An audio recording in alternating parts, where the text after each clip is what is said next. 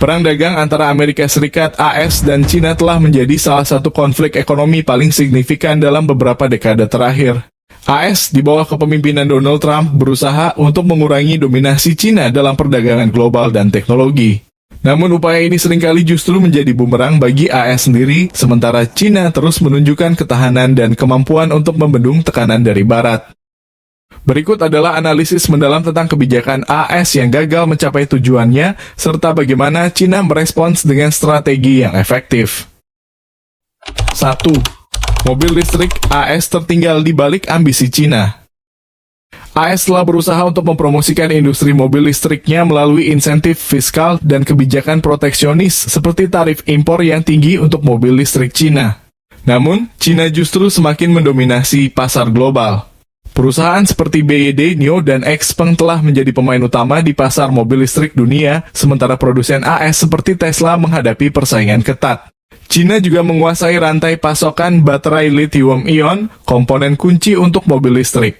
Lebih dari 70% produksi baterai dunia berasal dari Cina, dan AS kesulitan untuk membangun rantai pasokan yang independen.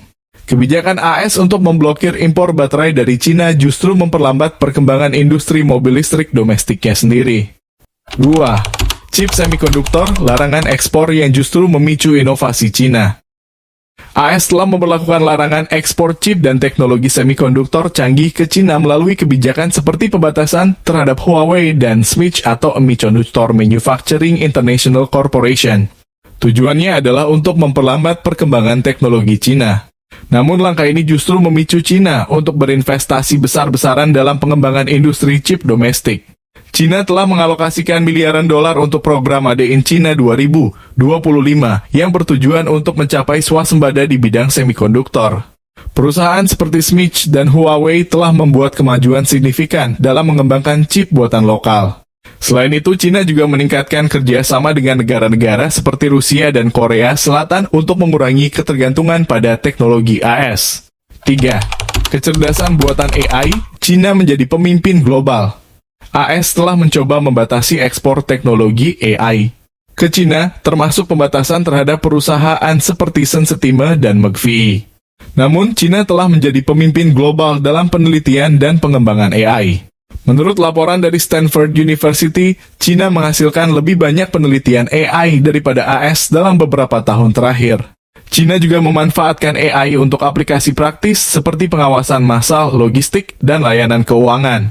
Kebijakan AS yang membatasi transfer teknologi AI justru mendorong Cina untuk mengembangkan kemampuan domestiknya sehingga mengurangi ketergantungan pada AS.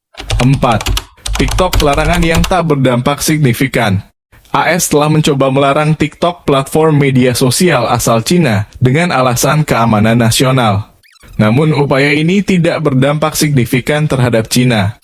TikTok tetap menjadi salah satu platform media sosial paling populer di dunia dengan miliaran pengguna di luar AS. Larangan terhadap TikTok juga memicu kritik dari masyarakat AS yang menganggapnya sebagai pelanggaran terhadap kebebasan berekspresi. Selain itu, TikTok telah mengambil langkah-langkah untuk memisahkan operasinya di AS seperti menyimpan data pengguna di server lokal. Hal ini menunjukkan bahwa Cina mampu beradaptasi dengan kebijakan AS tanpa kehilangan dominasi di pasar global. 5. Kebijakan tarif bumerang bagi ekonomi AS.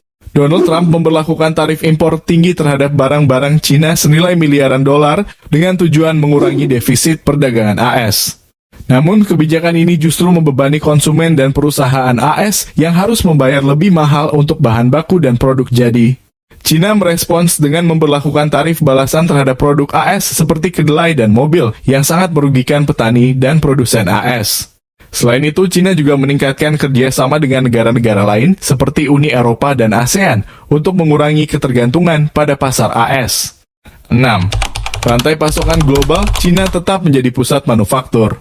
AS telah berusaha untuk memindahkan rantai pasokan global dari Cina ke negara-negara seperti Vietnam, India, dan Meksiko. Namun upaya ini menghadapi banyak kendala termasuk infrastruktur yang kurang memadai dan biaya produksi yang lebih tinggi. Cina tetap menjadi pusat manufaktur dunia karena memiliki infrastruktur yang maju, tenaga kerja yang terampil, dan ekosistem industri yang terintegrasi. Dominasi Cina yang tak terbendung. Kebijakan AS dalam perang dagang seringkali menjadi bumerang, sementara China terus menunjukkan ketahanan dan kemampuan untuk beradaptasi. Dari mobil listrik hingga AI, China telah membangun fondasi yang kuat untuk mempertahankan dominasinya dalam perdagangan global dan teknologi.